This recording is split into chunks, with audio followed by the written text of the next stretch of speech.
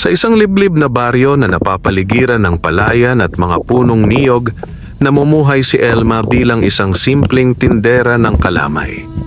Tuwing madaling araw, bago pa sumilip ang unang sinag ng araw, gising na siya upang magluto ng malagkit na bigas na hinaluan ng gata at asukal. Sa kanyang maliit na kubo na yari sa kawayan at nipa, kumakapit sa hangin ang matamis na halimuyak ng nilulutong kalamay, amoy na nagiging hudyat ng panibagong araw ng pag-asa. Bata pa lamang si Elma nang masanay na sa hirap ng buhay. Naulila siya ng maaga at lumaki sa piling ng isang tiyahin na mahigpit ngunit may mabuting puso. Natuto siyang magbanat ng buto at magtiis, at sa bawat paghalo ng sandok sa kumukulong kalamay, para bang hinahalo rin niya ang kanyang mga pangarap sa init ng apoy. Pangarap niyang balang araw ay magkaroon ng sariling tindahan, isang lugar na hindi na niya kailangang maglakad ng malayo upang maibenta ang kanyang paninda. Sa umaga, bitbit niya ang bilao na puno ng kalamay na nakabalot sa dahon ng saging. Dumadaan siya sa mga eskinita, kumakatok sa mga pintuan at tumitigil sa tapat ng paaralan at palengke. Kilala siya ng marami dahil sa tamang-tamang tamis ng kanyang kalamay, hindi nakakaumay, hindi rin tinipid. Ngunit kahit kilala at hinahanap, kaunti lamang ang kanyang kinikita. May mga araw na sapat lang para sa bigas at asin. May mga gabing siya'y natutulog na may kaunting hapdi sa sikmura, ngunit may ngiti pa rin sa labi. Isang hapon, matapos ang mahabang maghapon ng pagtitinda, napadpad si Elma sa gilid ng gubat. Pagod na pagod siya at halos wala na ring natirang kalamay sa kanyang bilao. Dalawa na lamang na balot. Umupo siya sa isang malaking ugat ng punong balete, nagpahinga at minasdan ang paglubog ng araw. Tahimik ang paligid, tanging huni ng kuliglig at kaluskos na dahon ang maririnig. Sa kanyang paghinga, napansin niyang tila may kakaibang lamig ang hangin, parang may matang nakamasid, ngunit wala siyang makita. Inilapag niya ang bilao sa tabi at kinuha ang isa sa dalawang natitirang kalamay. Para sa iyo, bulong niya sa hangin na parang may kausap na di nakikita. Inilapag niya ang balot sa ibabaw ng isang patag na bato, saka muling umupo. Maya-maya may narinig siyang marahang halakhak, mahina, ngunit malinaw. Napalingon siya at doon niya nakita ang isang munting nilalang na kasing tangkad lamang ng tuhod ng tao. Ang balat nito ay tila kulay lupa, ang buhok ay kulot na parang sinag ng araw, at ang mga matay kumikislap na parang bituin sa dilim. May suot itong lumang barong na yari sa hibla ng dahon. Hindi nakasigaw si Elma. Sa halip, napako siya sa pagkakaupo, tila hinaplos ng katahimikan ng kanyang tinig. Ang munting nilalang ay lumapit sa bato, kinuha ang kalamay at ngumiti ng malapad. "Masarap," sabi nito. May lambing at tuwa sa boses. "Ikaw ang nagluto?" Tumango si Elma, nanunuyo ang lalamunan. "Opo, ako si Dominic," wika ng munting nilalang. "Mahilig ako sa kalamay, matagal na kitang pinagmamasdan." Hindi na nakapagtanong si Elma. Sa halip, naramdaman niyang bumigat ang kanyang dibdib. Hindi sa takot, kundi sa kakaibang pakiramdam ng paggalang at hiwaga. Si Dominic ay naupo sa bato at kinain ang kalamay ng may galak na parang bata sa unang tikim ng paboritong pagkain. "Bakit mo ako binigyan?" tanong ni Dominic matapos maubos ang balot. "Dahil pagod po ako," sagot ni Elma ng tapat. "At minsan, mas gumagaan ang pagod kapag may ibinibigay ka, kahit kaunti." Tumawa si Dominic, isang tunog na parang kampanilya sa hangin. "May mabuting puso ka, Elma." Sa sandaling iyon, tila nagliwanag ang paligid.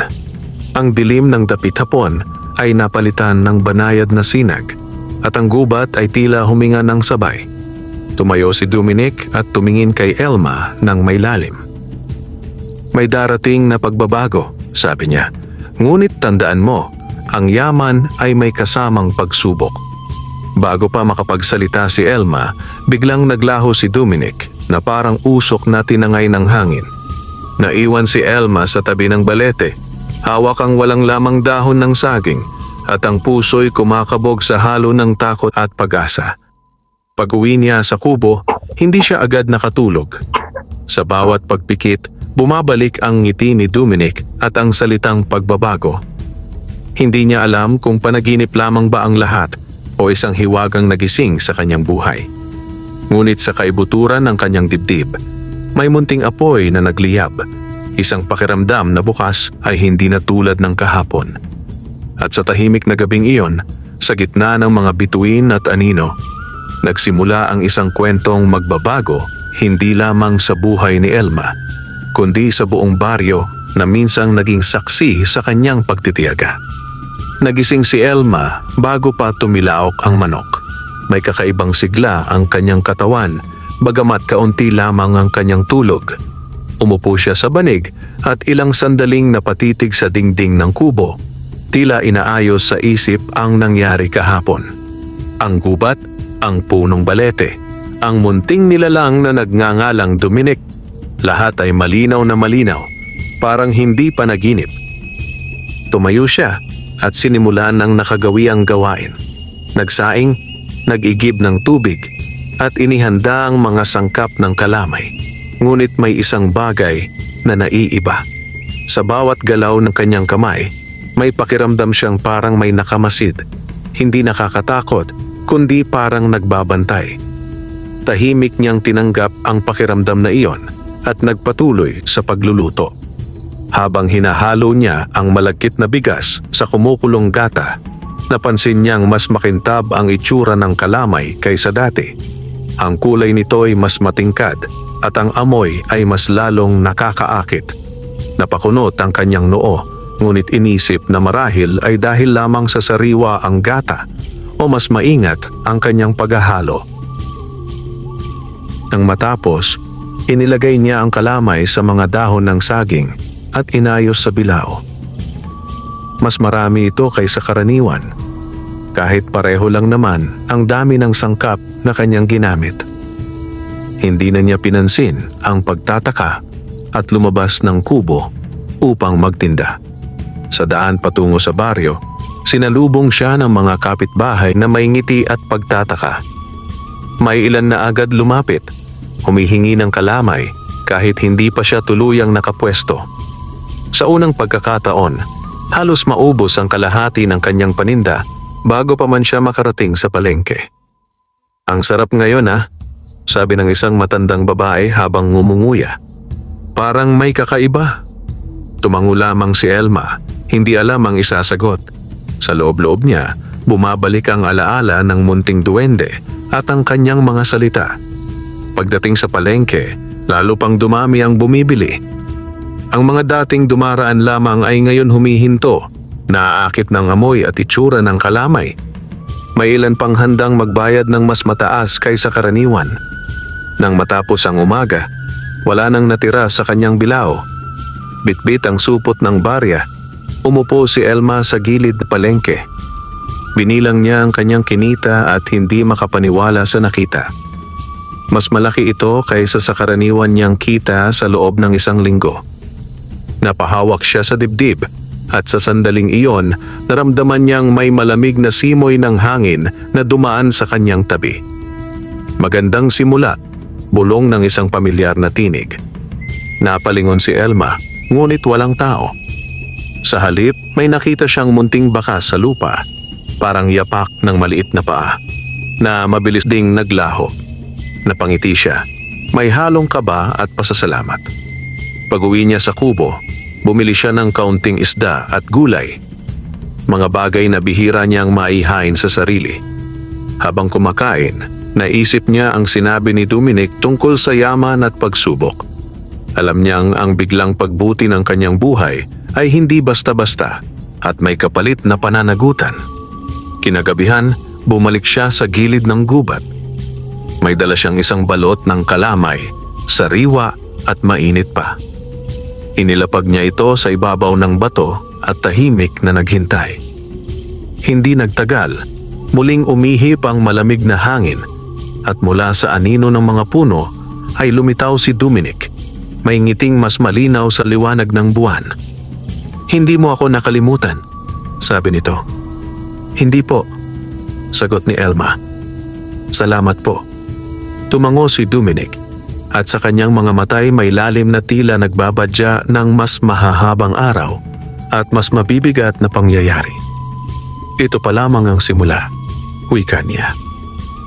At sa pagitan ng liwanag ng buwan at anino ng gubat, unti-unting nauunawaan ni Elma na ang kanyang simpleng buhay bilang tindera ng kalamay ay papasok na sa isang landas na puno ng biyaya at mga pagsubok na susubok sa kanyang puso. Lumipas ang mga araw na tila mas mabilis ang ikot ng panahon para kay Elma. Sa bawat umaga, mas maaga pa siyang nagigising, hindi dahil sa pangangailangan, kundi dahil sa pananabik. Ang pagluluto ng kalamay ay hindi na lamang hanap buhay. Naging parang isang ritual na puno ng paggalang at pag-iingat. Maingat niyang hinahalo ang malagkit at gata, pinapakinggan ang marahang pagbulwak ng init, at sa bawat sandok ay tahimik na nagdarasal na manatiling malinis ang kanyang hangarin. Hindi nagtagal, napansin ng buong baryo ang pagbabago. Ang kubo ni Elma, na dati tahimik at halos di napapansin, ay naging puntahan ng mga tao. May mga bumibili ng maramihan. May mga nagpapasabi pa na itabi sila ng kalamay kinabukasan. Ang mga bata, na dati paminsan-minsan lamang humihingi, ay araw-araw nang nakaabang sa kanyang pagdating. Kasabay ng pagdami ng bumibili ay ang pag-usbong ng mga bulong. May nagsasabing may lihim siyang sangkap. May nag-aakalang may tumutulong sa kanya na hindi pangkaraniwan. May ilan ding hindi maitago ang inggit, lalo na ang kapwa niya tindera ng kakanin na dati mas kilala at mas may kaya. Isa sa mga iyon ay si Marta, isang matandang babaeng matagal nang nagtitinda sa palengke. Minsan, habang nag-aayos si Elma ng kanyang bilao, lumapit si Marta at sinipat ang kalamay. "Hindi ganyan ang kalamay kahapon," sabi nito. "May bahid ng pagdududa. Parang may hiwaga ang gawa mo." Ngumiti lamang si Elma at yumuko ng bahagya. "Pareho lang po ang sangkap. Siguro po'y nasa tiyaga lang." Hindi nasiyahan si Marta sa sagot. Mula noon, mas tumindi ang kanyang pagmamasid at kasabay nito'y ang paglalim ng mga bulong sa paligid. Sa gitna ng lahat ng ito, patuloy ang gabi-gabing pagpunta ni Elma sa gilid ng gubat. Palaging may inihahandang kalamay para kay Dominic. Minsan ay lumilitaw ito, minsan na may hindi. Ngunit tuwing mararamdaman ni Elma ang malamig na simoy at ang banayad na presensya, alam niyang naroon lamang ang duwende, nagmamasid, nagbabantay. Isang gabi, sa ilalim ng maliwanag na buwan, muling nagpakita si Dominic. Naupo ito sa bato at tahimik na kumain, habang si Elma ay nakatayo sa tabi, hindi makapagsalita. "Marami na ang nakakapansin," wika ni Dominic matapos ang ilang sandali. "Hindi lahat ay may mabuting mata." "Natatakot po ako," aminin ni Elma. "Ayokong makasakit o magdala ng gulo." Tumingin sa kanya si Dominic, seryoso ang mga mata. Ang biyaya ay parang apoy, nakakapagbigay init at liwanag, ngunit pwedeng makasunog kapag hindi iningatan. Sa mga salitang iyon, tila may bigat na bumalot sa puso ni Elma. Nais niyang itanong kung ano ang dapat niyang gawin, ngunit bago pa siya makapagsalita, ay tumayo na si Dominic. "Darating ang araw," sabi nito, "na susubukin ka, hindi dahil sa kakulangan mo, kundi dahil sa inggit ng iba." Pagkawala ni Dominic, matagal na nakatayo si Elma sa ilalim ng puno. Sa unang pagkakataon mula nang magbago ang kanyang buhay, naramdaman niya ang bigat ng pangamba. Hindi para sa sarili, kundi para sa katahimikan ng baryong kinalakhan niya. Kinabukasan, may isang pangyayaring nagpatibay ng kanyang takot.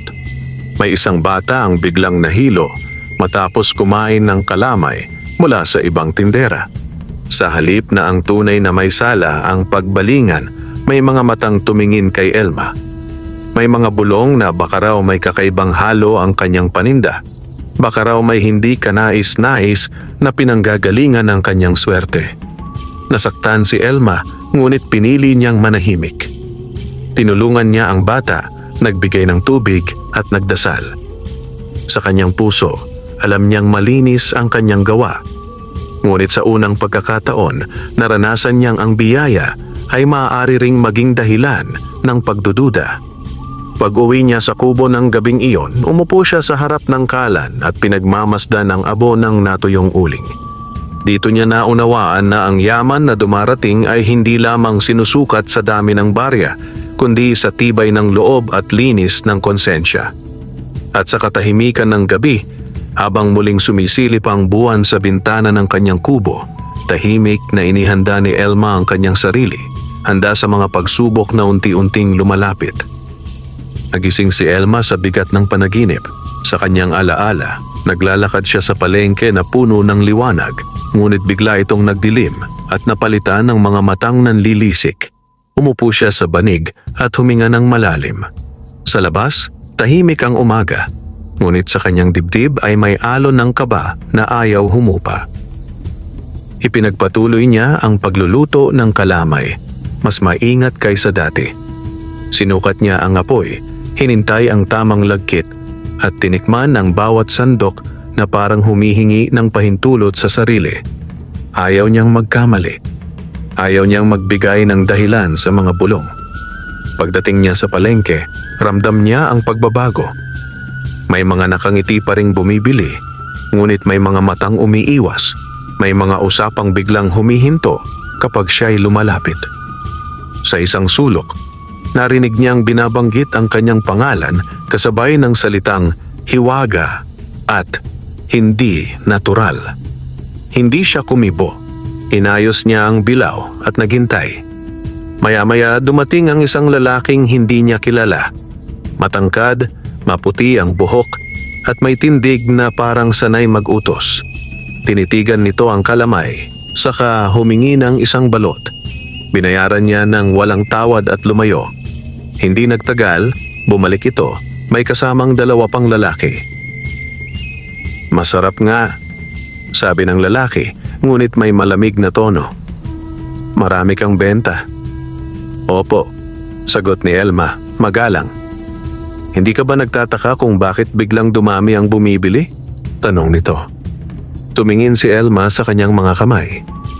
"Siguro po'y nagustuhan lang nila." Napangiti ang lalaki, ngunit ang ngiti walang init. "May mga bagay na hindi basta nagiging ganyan. Mag-ingat ka." Umalis ang mga ito at iniwan si Elma na may bigat sa dibdib. Sa unang pagkakataon, naramdaman niyang may mga taong handang maghanap ng mali kahit wala. Kinahapunan, umuwi siyang may kaunting paninda na natira, hindi dahil walang bumili, kundi dahil pinili niyang tumigil ng maaga. Ayaw niyang manatili sa palengke na puno ng tensyon. Sa kanyang kubo, inilapag niya ang bilao at naupo sa sahig. Tahimik siyang napaluha, hindi dahil sa gutom o pagod, kundi dahil sa pakiramdam na unti-unti siyang hinihiwalay ng biyayang dumating. Nang gabing iyon, bumalik siya sa gubat. May dala siyang 2 balot ng kalamay. Inilapag niya ang isa sa bato at ang isa'y hawak-hawak, parang may gustong itanong ngunit walang lakas ng loob. Lumitaw si Dominic mula sa anino, mas seryoso ang anyo kaysa dati. Naupo ito at kinuha ang kalamay. "Ramdam mo na," sabi nito, hindi nagtatanong. "Opo," sagot ni Elma. "May mga taong naghahanap ng mali. Natatakot po ako." Tahimik si Dominic habang ngumunguya, saka tumingin sa kanya. Ang inggit ay parang uod. Kumakain ito ng dahan-dahan pero tuloy-tuloy. "Anong dapat kong gawin?" tanong ni Elma, halos pabulong. "Huwag mong ipagkait ang kabutihan," sagot ni Dominic. "Ngunit huwag mo ring ipangalandakan ng biyaya. Panatilihin mong simple ang buhay mo." Tumango si Elma. Sa sandaling iyon, naunawaan niyang ang tunay na pagsubok ay hindi ang kahirapan na kanyang kinalakhan, kundi ang pananatiling payapa sa gitna ng pagtaas. Pag-uwi niya, inayos niya ang kubo. Tinanggal ang mga hindi kailangan, itinabi ang labis na barya at nagpasya na huwag magbago ng anyo o asal. Kinabukasan, magtutuloy pa rin siya, tahimik, tapat at may pag-iingat. Sa ilalim ng mga bituin, natulog si Elma na may bagong pasya sa puso, na ang yaman, gaano man kalaki, ay hindi dapat maging dahilan upang mawala ang kanyang pagiging simple. Ngunit sa dilim, may mga matang patuloy na nagmamasid at ang mga pagsubok ay unti-unti nang naghahanda ng kanilang pagdating. Dumating ang umagang mabigat ang ulap, tila may dalang balitang hindi pa nahahayag. Maagang gumising si Elma at tahimik na nagluto ng kalamay. Hindi na siya kumakanta habang naghahalo, hindi na rin siya nagmamadali. Sa bawat sandok ay may pag-iingat, parang ang bawat pagkakamali ay maaaring magbukas ng pinto sa gulong matagal na niyang iniiwasan. Pagdating niya sa palengke, sinalubong siya ng kakaibang katahimikan. May mga taong nandoon, ngunit kakaunti ang lumalapit. Ang iba'y nakatingin mula sa malayo, wari nag-aantay ng mangyayari. Ilang sandali pa, dumating ang mga tanod ng baryo kasama ang kapitan. Isang lalaking kilala sa pagiging istrikto at madaling maniwala sa sabi-sabi. Elma, tawag ng kapitan, malakas at malinaw. May sumbong tungkol sa paninda mo. Nanlamig ang mga kamay ni Elma, ngunit hindi siya umatras. Tumayo siya ng tuwid at humarap. Ano po iyon, kapitan? May nagsasabing may kakaiba kang inilalagay sa kalamay, sagot nito. May batang nahilo at ikaw ang itinuturo. Nagugong ang palengke sa mahihinang bulungan. Pakiramdam ni Elma ay bumigat ang hangin. Wala po akong inilalagay na masama. Mariin ngunit mahinahong tugon niya. Pareho lang po ang sangkap ko noon at ngayon. Lumapit ang isa sa mga tanod at sinipat ang kalamay. May ilang bumibili ang napaatras, tila natakot. Ang iba na may nanatili, pilit inaalala ang sarap na matagal na nilang natitikman. May magpapatunay ba? Tanong ng kapitan. Isang sandali ng katahimikan ang lumipas. Pagkatapos, isang matandang lalaki ang lumapit. Si Mang Isko, suki ni Elma mula pa noon. Ako po, sabi niya. Araw-araw po akong bumibili. Wala pong masama sa kalamay ni Elma. Kung may nahilo, baka sa iba iyon. Sumunod ang isang ina na may hawak na bata. Pinapakain ko po ang anak ko ng kalamay niya. Wika nito. Malusog po siya.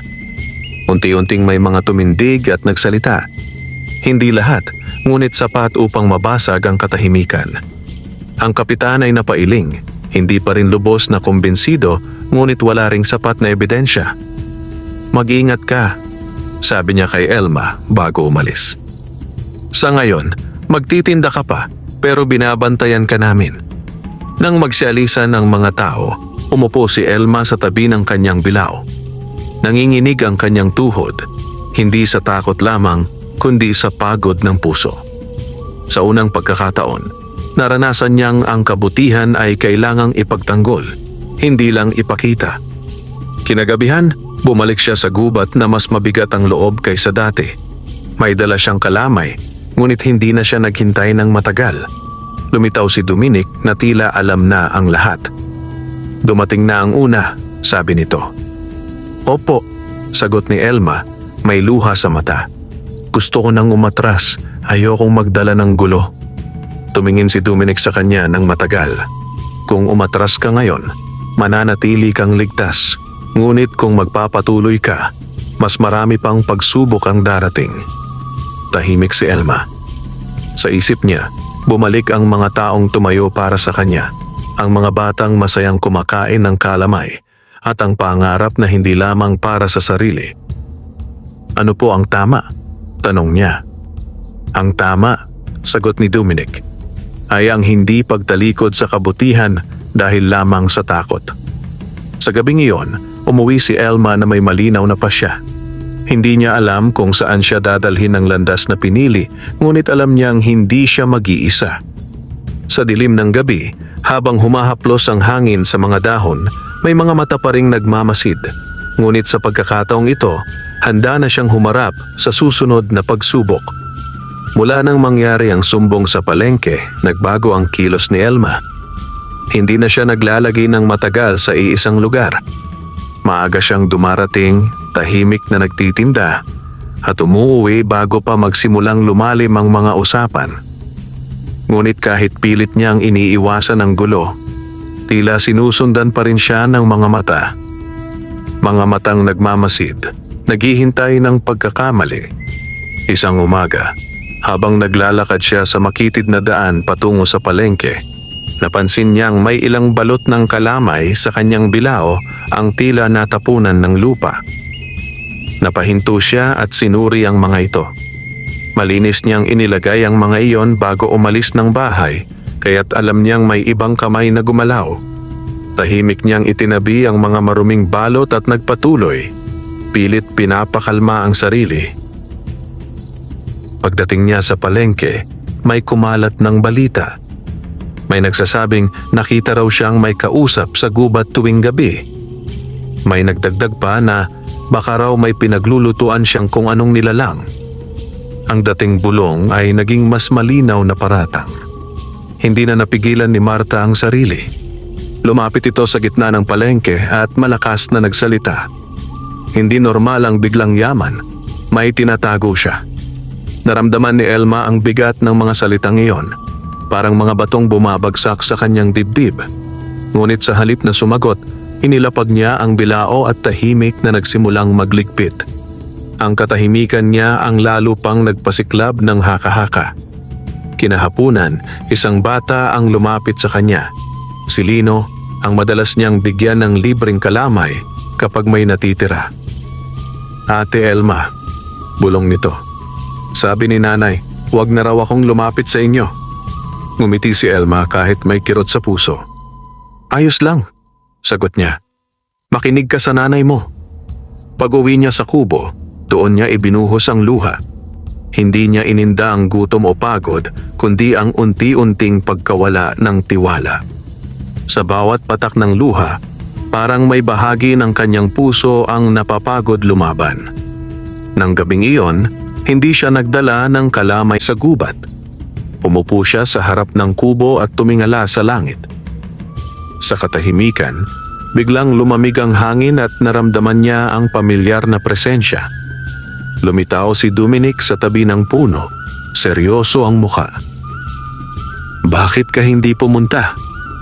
Pagod na po ako, sagot ni Elma. Pakiramdam ko, kahit anong gawin ko, may masasabi pa rin sila. Lumapit si Dominic at naupo sa tabi niya.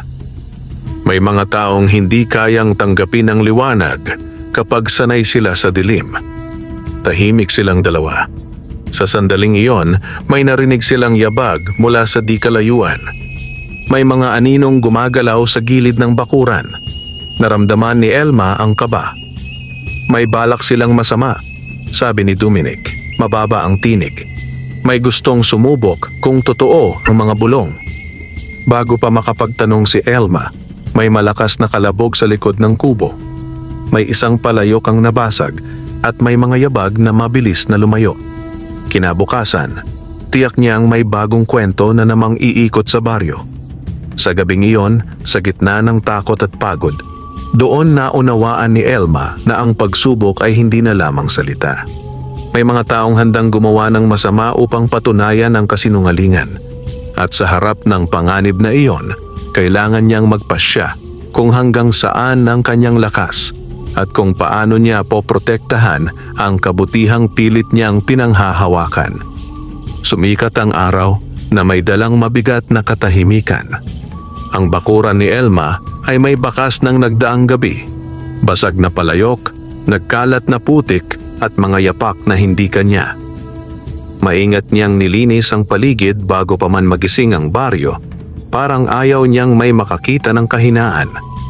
Ngunit sa bawat dampot ng bubog, may kirot na bumabaon sa kanyang loob. Hindi siya nagluto ng kalamay noong umagang iyon.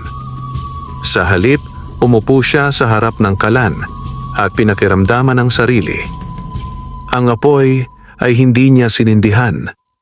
Tila kailangan muna niyang patamnan ng lakas ang dibdib bago pa initin ang apoy. Sa labas, may mga dumaraan. Mga matang sumisilip, mga tinig na nagbubulong. Alam niyang ang nangyari kagabi ay magiging paksa ng usapan. Lumabas si Elma bandang tanghali. Wala siyang bitbit na bilao, wala ring paninda. Dumiretso siya sa bahay ng kapitan. Tahimik siyang naglakad, ang bawat hakbang ay mabigat ngunit matatag. Pagdating, humarap siya ng tuwid at nagpaalam. May nangyari po kagabi, sabi niya. Malinaw ang tinig. May nanira sa bakuran ko. Tiningnan siya ng kapitan, nagulat sa kanyang lakas ng loob. Pinatawag nito ang mga tanod at inutusan silang silipin ang lugar. May ilang kapitbahay na sumunod. Ang iba'y dahil sa pag-aalala, ang iba'y dahil sa pag-usisa. Sa bakuran ni Elma, nakita ang mga bakas. Hindi sapat para magturo ng salarin, ngunit sapat para patunayang may masamang balak. Babantayan ka muna, sabi ng kapitan.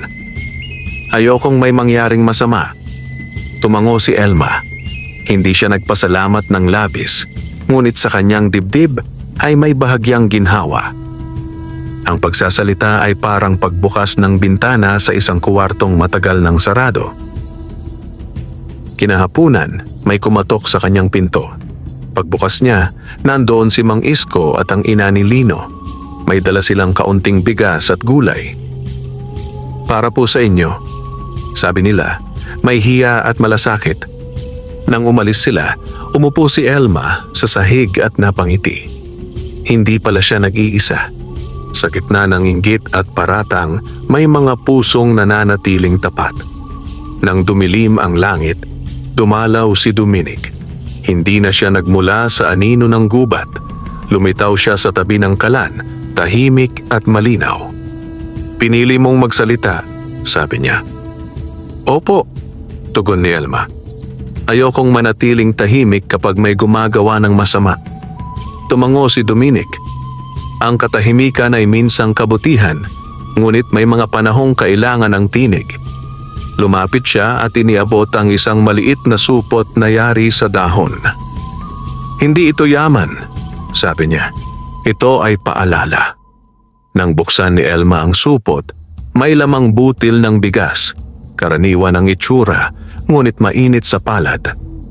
Sa tuwing magluluto ka, wika ni Dominic, alalahanin mong ang tunay na lakas ay nasa hangarin, hindi sa hiwaga. Naglaho si Dominic na parang usok. Naiwan si Elma na hawak ang supot, tahimik ngunit buo ang loob. Sa gabing iyon, sinindihan niya ang apoy. Muli siyang nagluto ng kalamay, hindi para magbenta, kundi para magpasalamat. At habang kumakapit sa hangin ang matamis na amoy, unti-unting bumalik ang init sa kanyang dibdib. Alam niyang may paparating pang unos, ngunit sa unang pagkakataon matapos ang mahabang mga araw, naramdaman niyang handa na siyang humarap. May tapang, may linis ng puso, at may pag-asa na hindi kayang basagin ng mga bulong. Muling sumikat ang araw na may kakaibang liwanag. Hindi ito ang karaniwang umagang sinasalubong ni Elma. May katahimikan sa hangin na hindi mabigat, kundi tila naghihintay. Sa unang pagkakataon matapos ang maraming araw, nagising siya na may gaan sa dibdib. Kinuha niya ang maliit na supot na iniwan ni Dominic at dahan-dahang inilapag sa tabi ng kalan. Hindi niya binuksan. Hindi rin niya tinanong ang sarili kung may hiwaga yon. Sapat nang naroon ito bilang paalala.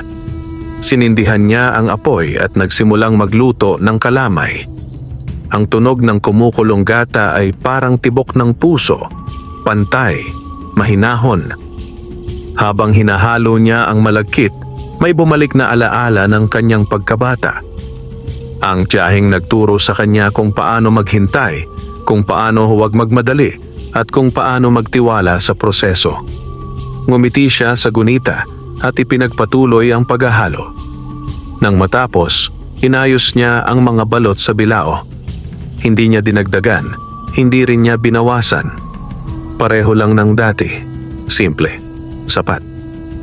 Lumabas siya ng kubo at naglakad patungo sa palengke na walang pag-aatubili.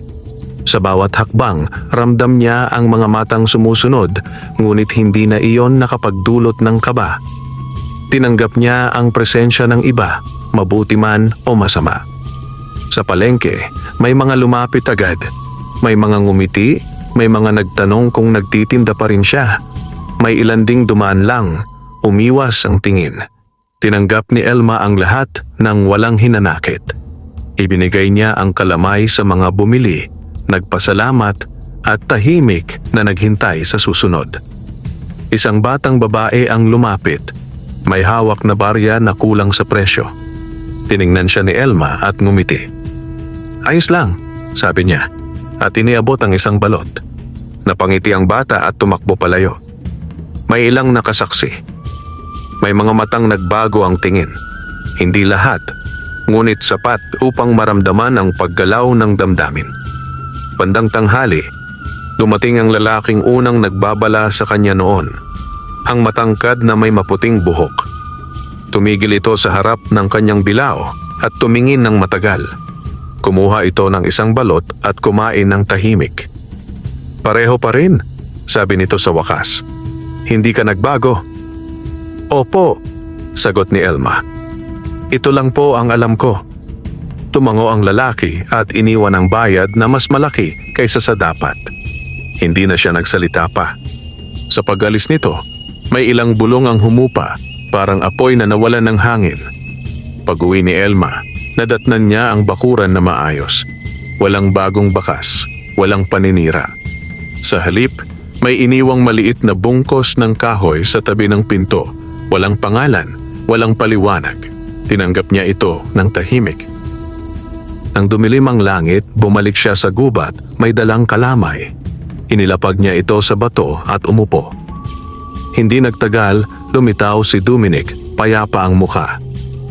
"Nakikita mo na," sabi nito. "Hindi lahat ng laban ay kailangang ipaglaban ng malakas." "Opo," tugon ni Elma. "Minsan, sapat na ang manatili." Ngumiti si Dominic. "May mga darating pang pagsubok, mas mabigat, mas tahimik, ngunit handa ka na." Sa mga salitang iyon, naramdaman ni Elma ang bigat at ginhawa ng sabay.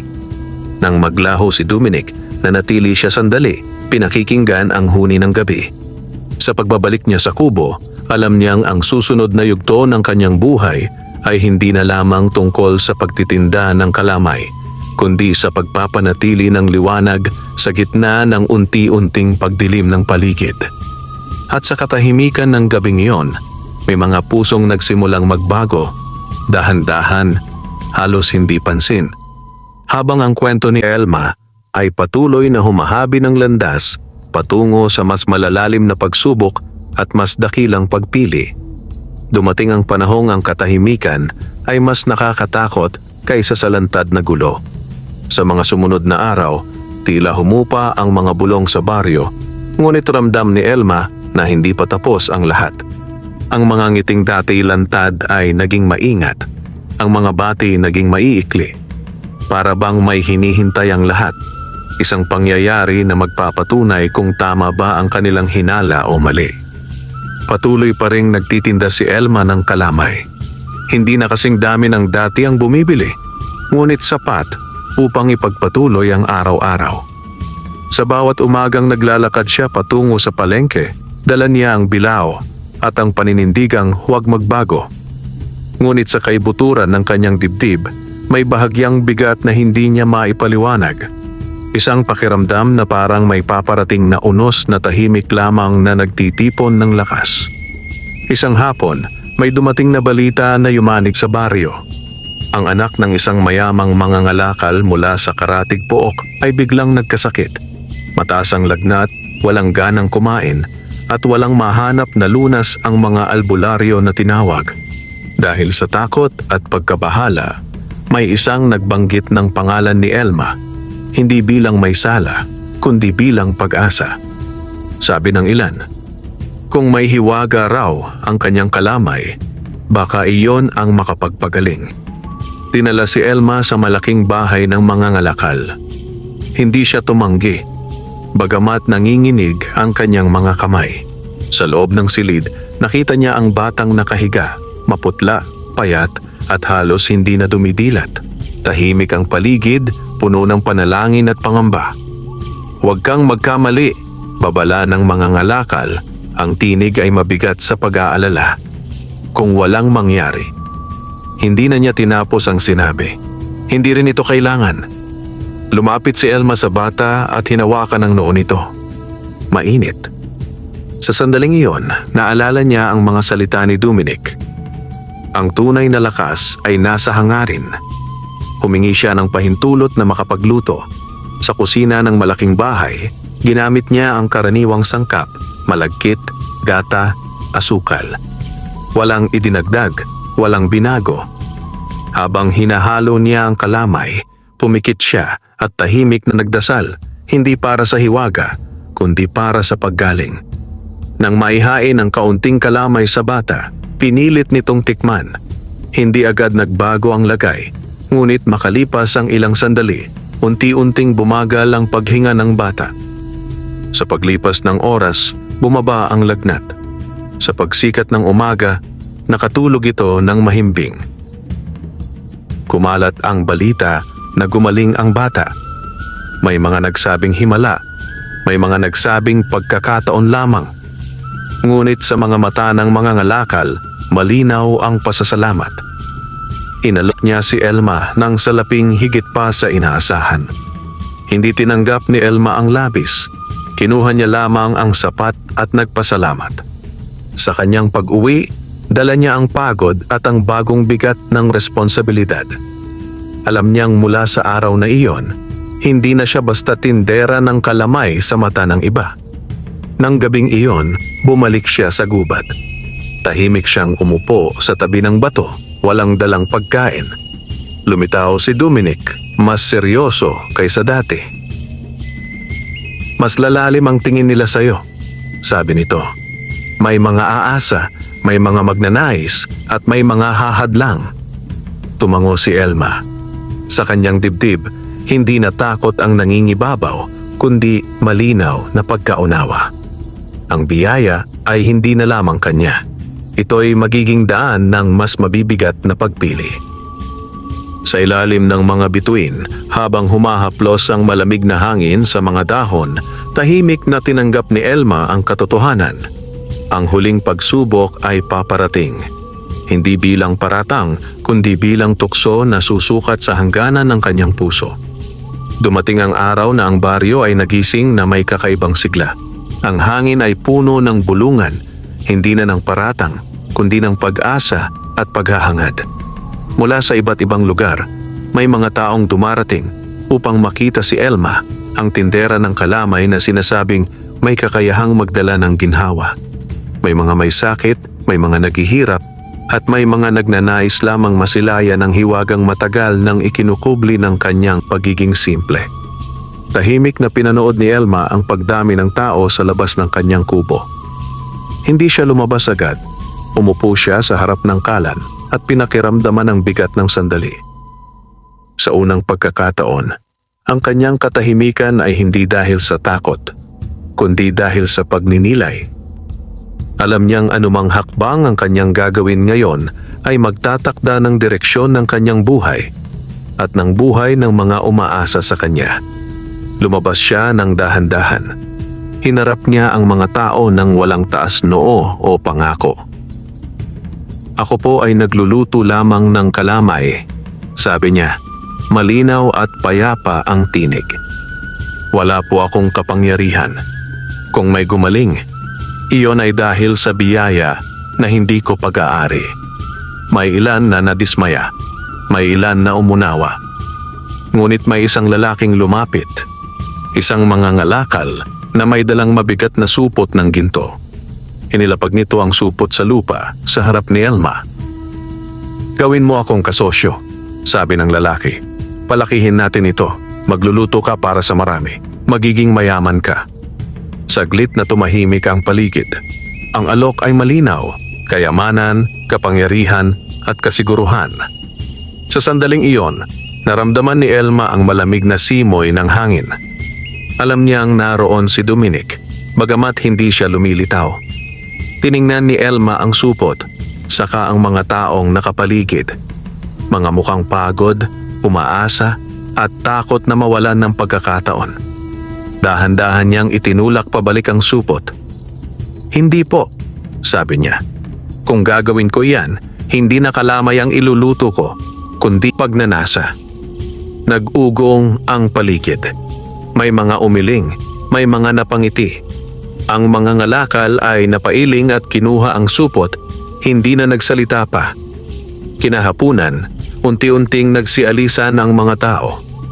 Naiwan si Elma sa harap ng kanyang kubo. Pagod, ngunit magaan ang dibdib. Sa unang pagkakataon, malinaw sa kanya ang hangganan ng kanyang tungkulin. Hindi magpayaman sa hiwaga, kundi maglingkod sa kabutihan. Nang dumilim ang langit, bumalik siya sa gubat sa huling pagkakataon sa paraang dati. Inilapag niya ang kalamay sa bato at naghintay. Lumitaw si Dominic, payapang-payapa ang anyo, tila mas maliwanag kaysa dati. "Pinili mo," sabi nito. "Opo," tugon ni Elma. "Pinili kong manatili." Ngumiti si Dominic. Doon nagmumula ang tunay na yaman. Unti-unting naglaho ang duwende, kasabay ng malamig na simoy. Sa kanyang pagkawala, may naramdaman si Elma na kakaibang katahimikan. Hindi pagkawala, kundi pagtatapos. Alam niyang hindi na niya kailangang bumalik gabi-gabi sa gubat.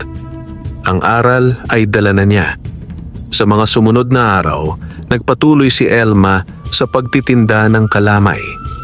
Hindi siya naging mayaman sa anyo ng ginto at ari-arian, ngunit hindi na rin siya naghirap. May sapat siyang kita, may mga kaibigang tapat, at may baryong muling natutong magtiwala. Ang mga bulong ay napalitan ng tahimik na paggalang. At sa bawat umagang sumisikat ang araw, sa bawat kalamay na iniluluto sa mahinahong apoy, nariyan ang yaman na hindi nasusukat. Ang linis ng puso, ang tibay ng paninindigan, at ang kabutihang patuloy na namumuhay sa katahimikan. Wakas.